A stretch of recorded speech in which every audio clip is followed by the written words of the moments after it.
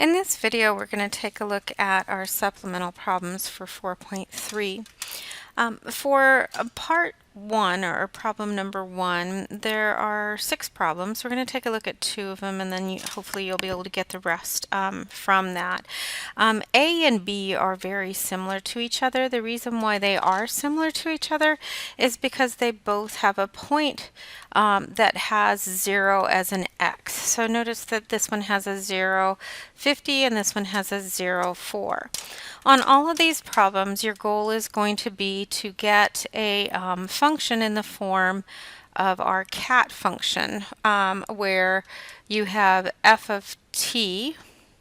Let me erase that so we can make that a better t, equals c times a to the t.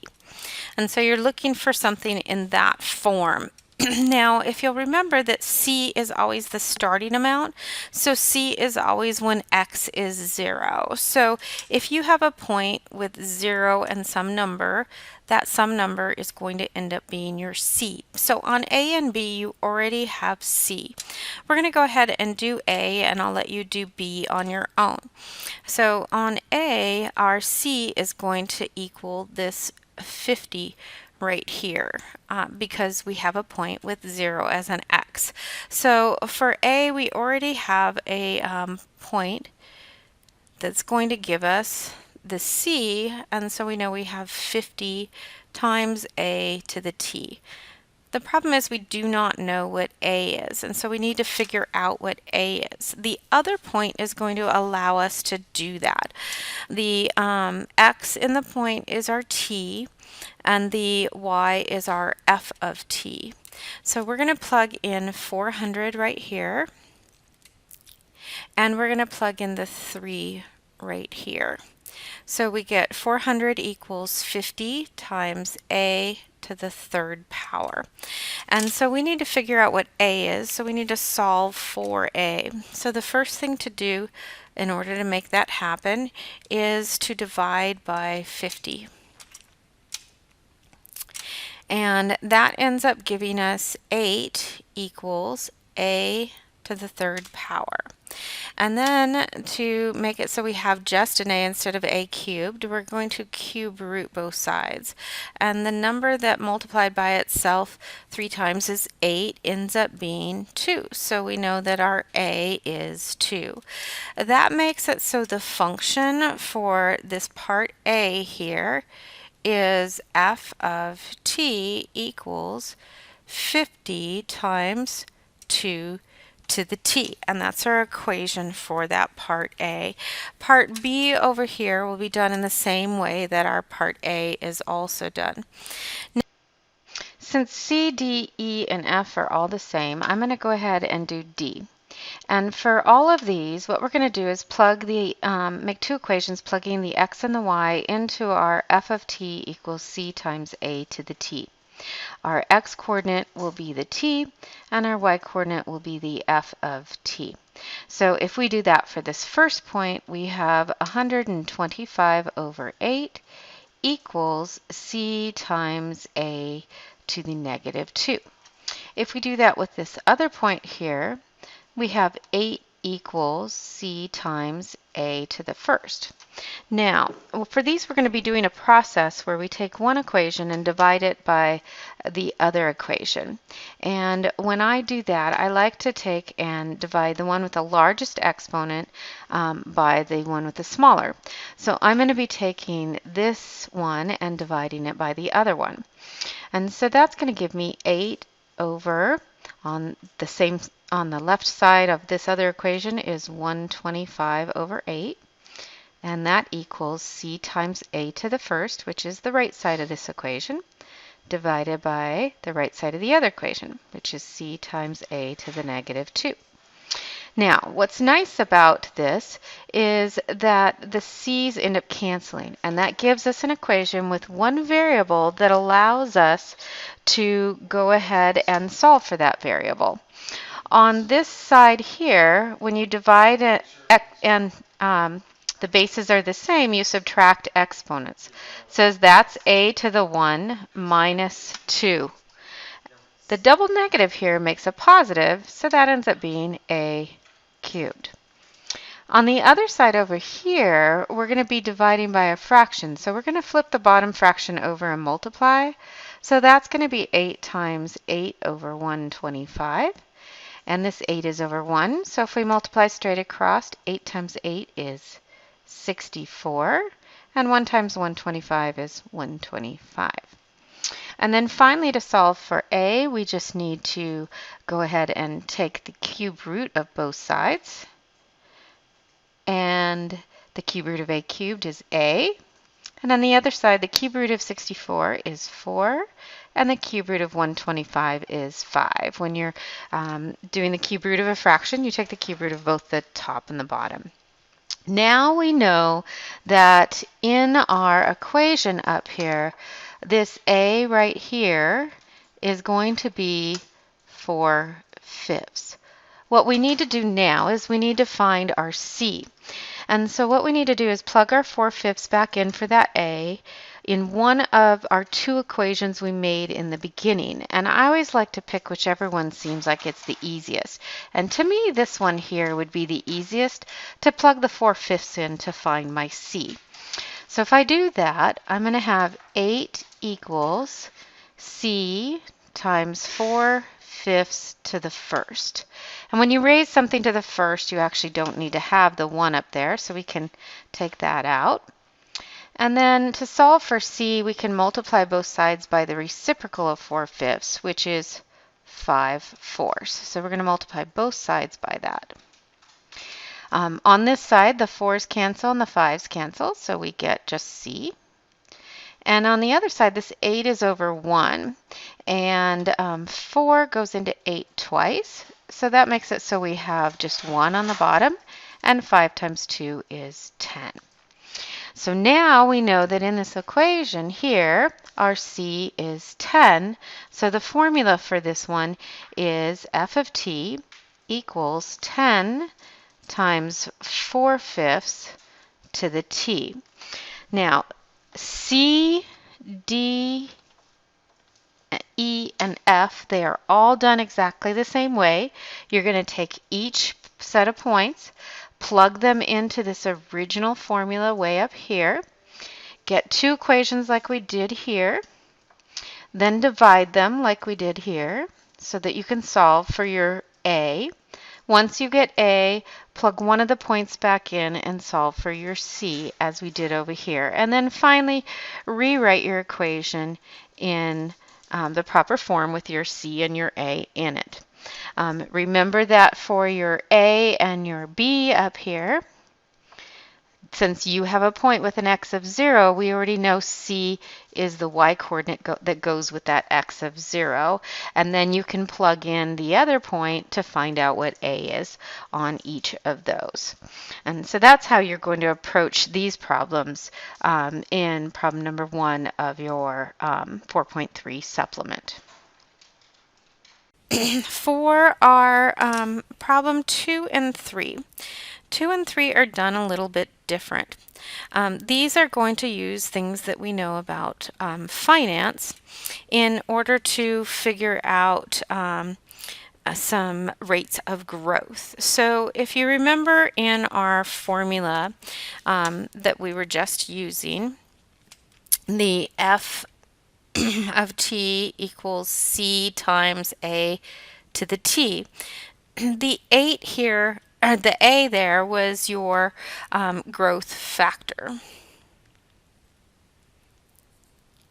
And if you had a rate of growth, you could find your a by doing 1 plus the rate of growth. So this would be your rate of growth.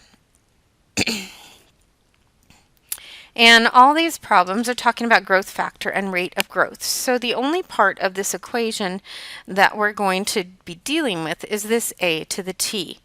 Now, in this problem, it says the population increases, which means your rate is positive, at a constant rate of 1.3% per year. So our unit is years.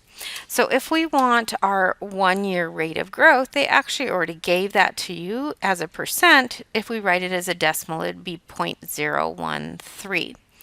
And that would be the R in this equation over here. If you add 1 to it, you get your rate, your factor of growth, or growth factor. And so your 1 year growth factor would be 1.013. Now, when you are looking at B and C, what those are doing are they are changing your units from 1 year to a 5 year or a 1 month rate. So if you're going to a 5 year, you have to think of how many 1 year time periods are in 5 years, and there are 5 of them. So that's going to be what this T up here is going to be. So what you do is you take your factor of growth for the 1 year, which is your standard, and you take the 1.013 and you raise it to the 5th power. That gives you what's going to happen over 5 years. So if you go to your calculator, and we're going to go out, say, 3 decimal places, and you do 1.013 to the 5th power, you get approximately, because we're estimating it, or rounding it, 1.0667. And the 667 makes sense because you're going to get more over 5 years than you would get over 1 year since we're increasing. And then if we want our rate of growth, remember that's the R here. And the A was 1 plus R. So and what we found over here was the A for the 5 year time period. So all we have to do is subtract the 1 off and get 0.0667 for that. Now, that one was a little bit easier because there were 5 1 year periods in a 5 year time period. However, if you're looking at a 1 month growth factor, you have to think of how much of a 1 year time period happens in 1 month. And in that case, it's only 1/12.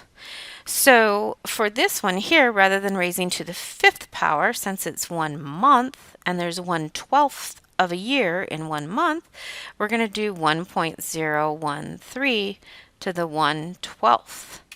And when you do that, you get approximately, and you may have to put parentheses around your exponent depending on your calculator.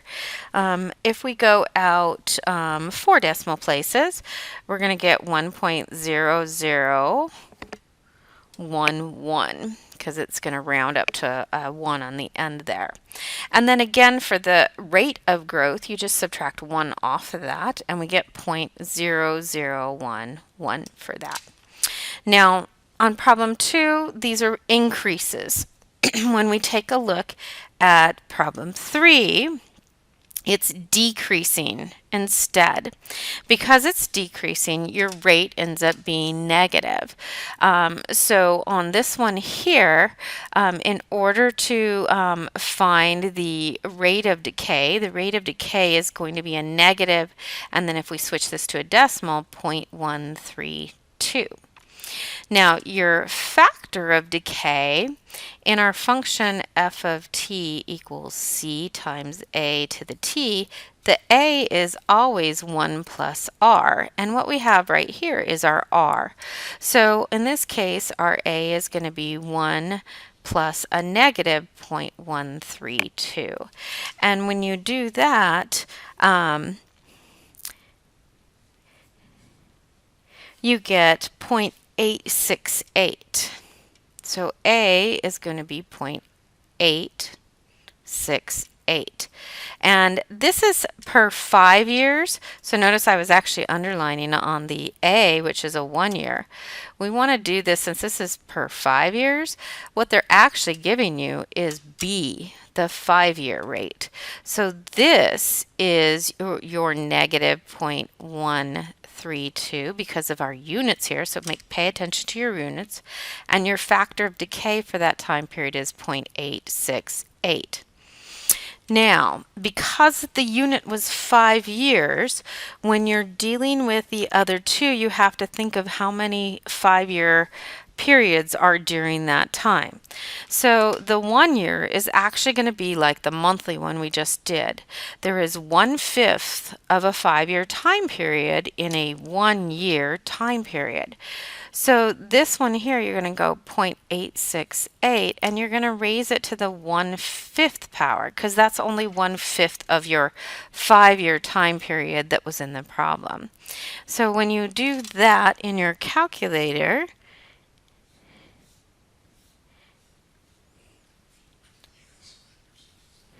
you get 0.972. We'll go 3 decimal places like that.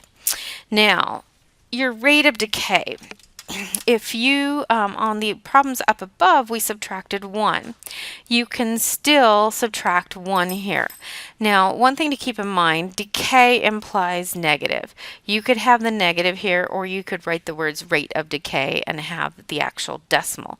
Having both of them is kind of like having a double negative, so you want to make sure you avoid that. So we have 1 minus, or the 0.972. Let me get the other direction here. 0.972 minus 1, that's going to give you this rate of decay. Kind of going backwards with this formula here. You're subtracting 1 from your A. And so when you do that, you get a 0.2028. And so it's a much smaller amount. And this is a negative 0.028 because the 1 is bigger. And the negative makes sense because it's decaying. Now for the last part for the C, it's a 10-year factor. And we were given a 5-year factor. So you have to think of how many 5-year periods are in 10 years, and there's 2 of them. So on this one, the trick to it is taking your rate and squaring it because there's 2 of those. So in that, you're going to take the 0.68 and you're going to square it, and that's going to give you approximately 0.75. We'll go 3 decimal places to a 3. And then again, you can take the 0.753 minus the 1 to get your rate of decay. And when you do that, you're going to get a negative 0.247 if you round it properly. And so, and if you write the words rate of decay, you technically don't need the negative. If you don't write those and you're just doing R equals, then you would want it there to indicate that you're decreasing instead. And that's your supplement for section 4.3.